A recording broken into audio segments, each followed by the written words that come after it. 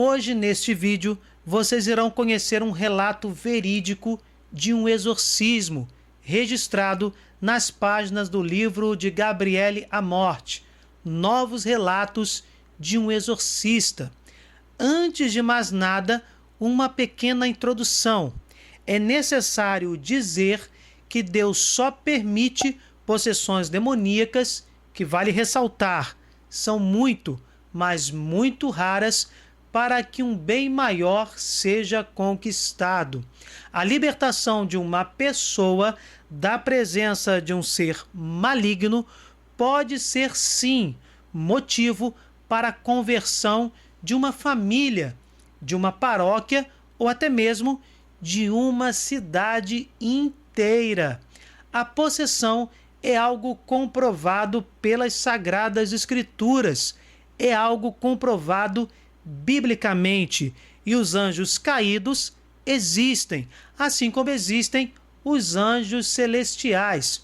Sobre os anjos do céu e os anjos caídos, a fundamentação bíblica das possessões, dos exorcismos e das orações de libertação, vejam vídeos produzidos por nós, links na descrição. Não deixem de assistir, pois muitos conceitos apresentados nestes vídeos podem ajudá-los a entender alguns detalhes deste relato que vamos apresentar. Vamos então, antes de começarmos o relato, conhecer o autor do livro. Padre Gabriele Amorth, sacerdote da Pia Sociedade São Paulo, é conhecido mundialmente como Grande Exorcista. Desde 1986, exerce esta missão em Roma, por isso é considerado o exorcista número 1 do Vaticano. Nascido em 1925, em Modena, na Itália, foi ordenado sacerdote em 1954. Formado em Direito, também é famoso como jornalista, devido aos inúmeros artigos e livros publicados, sem mencionar o seu programa de rádio, com cerca de 1.700.000 ouvintes. Conhecido agora o autor, vamos ao relato do exorcismo. A senhora Nádia pertencia a uma família tradicionalmente católica. Orações diárias, missa nos dias de costume, confissão frequente e comunhão semanal. O marido, comerciante de alto nível, partilhava a fé e as práticas da esposa. Vencendo o desgosto de não ter filhos, decidiram adotar uma menina e um menino, entregues pelo Tribunal de Menores. Foi o começo de ciúmes por parte dos parentes mais chegados, que temiam perder as ajudas econômicas e contavam com perspectivas de herança. O irmão de Nádia tinha se casado com uma mulher com fortes tendências para o espiritismo e para a bruxaria. Percebe-se aqui que o irmão de Nádia se envolveu com o espiritismo, que, como já falamos aqui em outros vídeos, é completamente anticristão. É uma terrível contradição do ponto de vista doutrinário um cristão espírita. Aspectos da doutrina espírita, como necromancia ou consulta aos mortos, e a crença na reencarnação, contradizem os ensinamentos do próprio Jesus Cristo. Temos vídeos que explicam detalhadamente essas contradições. Links na descrição. Em 1978, Nádia começou a ter distúrbios de saúde que perturbaram as suas boas condições anteriores. Foram atingidos especialmente coração, fígado e baço. Os tratamentos médicos nem curaram, nem ao menos aliviaram seu sofrimento. Depois, começaram as perturbações de ordem espiritual, dificuldades em rezar, rejeição da Eucaristia, tentações de blasfemar contra o crucifixo e a Virgem e bloqueios reais que a impediam de participar das cerimônias religiosas e em sermões. Alguma coisa estava acontecendo. Percebam que Nádia teve consequências físicas e, obviamente, espirituais. No aspecto espiritual, Nádia não conseguia receber a Eucaristia, não conseguia rezar e era tentada a blasfemar contra Maria, por exemplo. Deus só permite um mal desses para extrair bens ainda maiores. Deus não cria o mal, só o permite se for desta forma. E refletindo sobre esta história real, a gente já compreende a realidade da Eucaristia e o valor de Maria Mãe de Deus e nossa mãe no mistério da salvação. Se tais realidades não existissem, nada significariam para os anjos caídos. No verão de 1988, Nádia foi operada para a retirada da vesícula biliar. A intervenção não deu os resultados esperados e o seu médico assistente aconselhou-a a um tratamento termal. Nessa época, Nádia sentiu fortes distúrbios e recorreu ao médico local que, depois de ter ouvido bem a história dos males da paciente e de tê-la observado, perguntou se ela tinha fé. Recebendo uma resposta afirmativa, disse claramente: aquilo de que a senhora sofre está para além da ciência médica. Aconselho a consultar um sacerdote. Se quiser, indico-lhe um não muito longe daqui, que me parece indicado para o seu caso. O próprio médico constatou que as origens dos problemas de Nádia não eram físicas, mas espirituais. O sacerdote ajudou Nádia na oração e citou-a à luta espiritual, a que é chamada todo cristão militante, e fez sobre ela algumas orações de libertação. É evidente que estas orações, repetidas em diversas ocasiões, suscitaram reações que levaram o sacerdote a suspeitar, dando-lhe este conselho: a senhora precisa de um sacerdote exorcista. Peça ao seu bispo e, se não conseguir, dirija-se a algum bispo vizinho. O sacerdote fez orações de cura e constatou que Nádia precisava de um exorcista. Essa sequência de fatos é uma comprovação impressionante da existência de anjos caídos e, obviamente, por consequência, das realidades espirituais que nos indicam Deus e seu amor por nós. Quando o casal voltou para casa, foram se informar imediatamente na cúria episcopal, que indicou para eles o exorcista diocesano. Ele os recebeu em casa no dia 16 de agosto de 1988.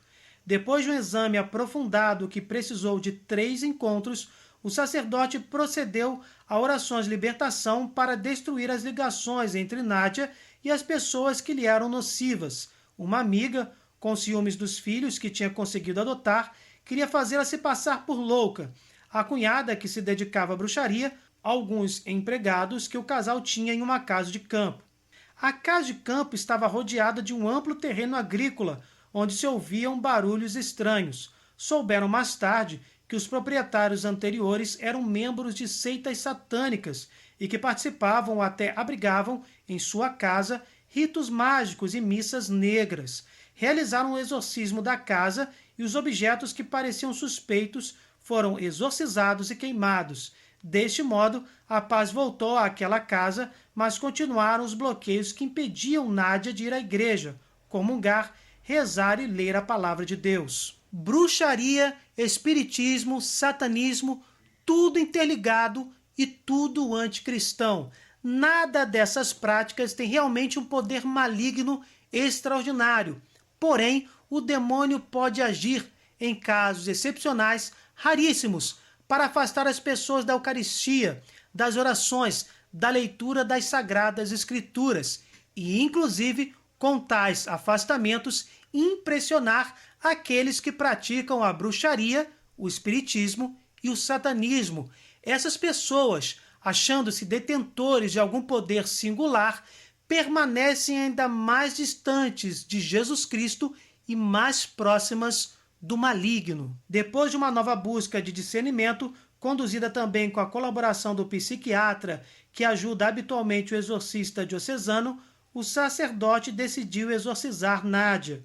Depois dos primeiros exorcismos, não houve melhoras em relação aos bloqueios espirituais, mas as reações da paciente mostraram com uma clareza ainda maior a ausência de sintomas de patologia psiquiátrica, enquanto, pelo contrário, as reações satânicas iam aumentando até Nádia se tornar furiosa, de modo a demonstrar toda a força da possessão diabólica que a tinha atingido. O exorcista, segundo os métodos que já tinha experimentado, dirigia-se aos diversos demônios para quebrar as ligações ocultas existentes entre cada uma das pessoas negativas e Nádia. Foi esta a fórmula usada.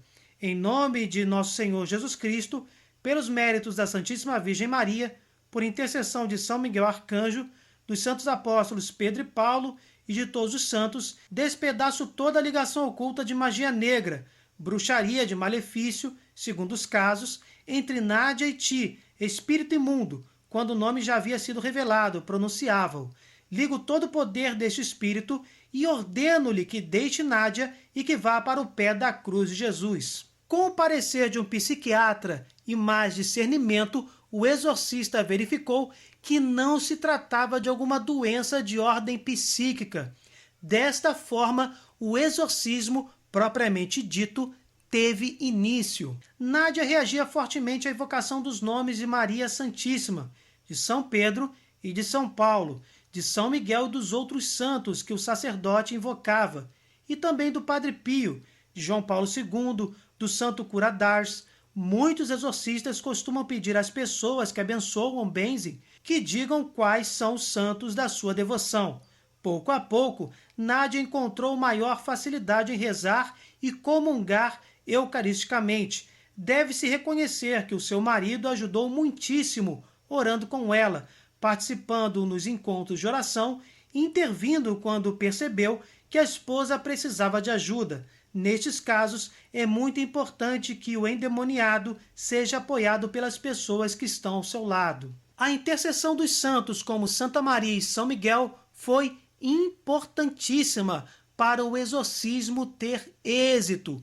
Quanto mais o demônio se afastava de Nádia, mais ela podia rezar e receber a Eucaristia. Veja o bem que esta história real nos trouxe, confirmando a doutrina da comunhão dos santos e a presença real de Jesus na Santa Comunhão. Avançando nos exorcismos, o sacerdote usou cada vez mais orações de intercessão, salmos, ladainhas, terço, orações de louvor. São orações que fazem com que o demônio se enfureça de tal maneira que procura compromissos. Podereis colocar-vos de acordo comigo. Primeiro, cessaram as blasfêmias. Só o exorcista é que é insultado. Mas um dia o maligno propõe: deixa-me só estas 6 pessoas da família e eu vou-me embora. Indica quem quer. Depois de ter orado ao Espírito Santo, o exorcista pediu-lhe que quebrasse todas as ligações de magia negra, de malefício, de bruxaria com cada uma das 6 pessoas que o maligno queria para si. Entretanto, o demônio enfurecia-se cada vez mais. Depois, quando o sacerdote consagrou cada uma das 6 pessoas ao coração imaculado de Maria, o demônio gritou desesperado: se as roubas de mim, com que ficarei? Em que me tornarei? O exorcismo tem um ponto impressionante quando o sacerdote consagra a família ao Imaculado Coração de Maria. O desespero do anjo caído é total. O libertador é Jesus Cristo, mas sua mãe e os santos e anjos de Deus são valiosos intercessores nesta luta. Veja a reação do maligno, sem palavras. A cura total é lenta, mas o progresso é constante. Anotamos algumas coisas para a utilidade de outros. Nádia usa muita água benta, com muita fé, tanto para se abençoar como para beber. Durante os exorcismos, é muito sensível à unção com óleo. Também recebeu com muita devoção a unção dos enfermos. Confessa-se frequentemente, como também o seu marido, e afirma que este sacramento lhe dá muita força. Também os filhos adotivos de 20 e 22 anos receberam efeitos benéficos desta intensa vida de oração. Tornou-se evidente a presença de vários demônios, tendo por chefe Asmodeu, nome bíblico que indica um dos mais fortes. Muitas vezes, o sacerdote falava na data de batismo de Nádia, com reações eficazes.